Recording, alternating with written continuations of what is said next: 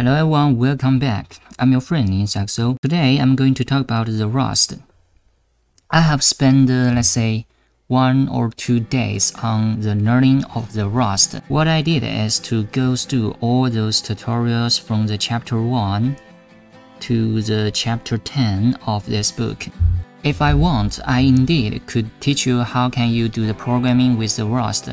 But I don't think that it is necessary, because if you do a search on the internet, you would get a bunch of resources about it, about how can you learn the Rust, so I think it's not necessary. So in today's video, I'm going to teach you something else. I'm going to teach you how can you do the programming with the Rust and Python.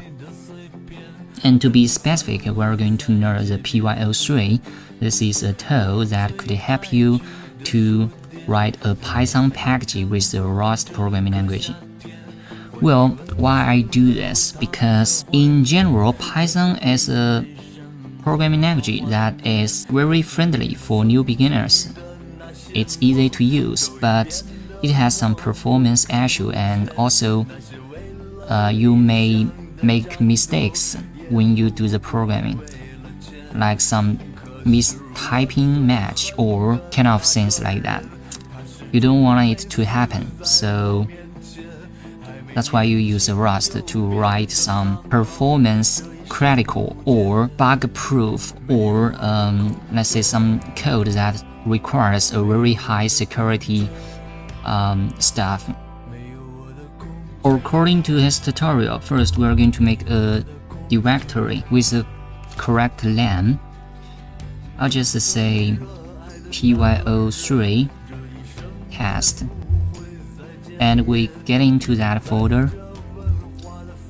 After that, we create a virtual environment, or we do not create that. It depends on you. And after that, we should be able to use a pipe to install a package. After that, we say maturin initiate. It will ask us what kind of bounding we want to build with. For this time, I'll just use the PyO3. And after that, we should see a bunch of files in there. Don't worry. Okay, let's use the VS Code to open this folder so that we could have a colorful interface. So here it is. Instead of the Rust code, we could say one function running here, sum as a string. How can we call it from the Python? If we want to call it with Python, first we need to compile the Rust code into a Python package. This line of code would help us. Here we go, it's done. So after that, let me just create a new Python file. I call it test.py.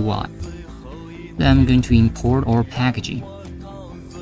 If you don't know your package line, you could go to the py project.toml. Inside of that, you will see your package line. For this case, I'll just call the default function, sum as a string.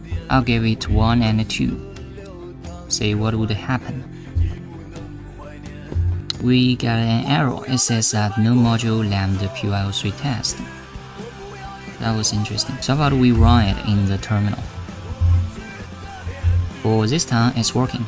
We got the 3, which is correct. Now you know how you can call the Rust function with the Python, but here I'm going to do some different thing. I'm going to do a comparison for the Python code and the Rust code by making a same function but with 2 different programming languages. Let's define the Python version.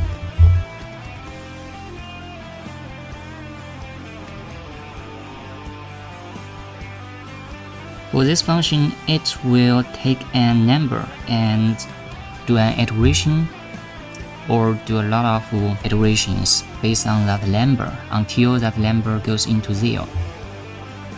And we are going to make the same function for the Rust.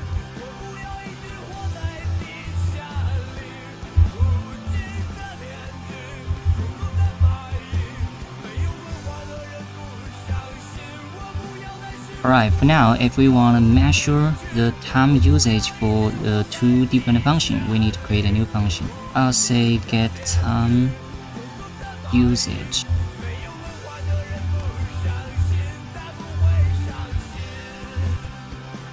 Alright, for this function, it will calculate out how many times a function has been taken for running. Okay, now we got it set it up. And what we want to do is to run this code. Oh, I forgot to print it out. Okay, this is the time usage for it, but we cannot see it clearly. Let me just add okay, let me do this. The times equal to that, and for each function, it will take the same iteration times. Let me do it again. For now, you could clearly say the time usage for the two different programming languages. The Rust is 10 times faster than the Python, for sure, according to the statistics. The only problem I think for this method is that for the package that we are using, it doesn't have the auto-compilation inside of the VS Code. This is kind of weird. Because if we do the same thing inside of the interpreter of Python, we would clearly get those functions that we could use. But inside of the VS Code, it's not available. I don't know why. This might be a bug for the VS Code.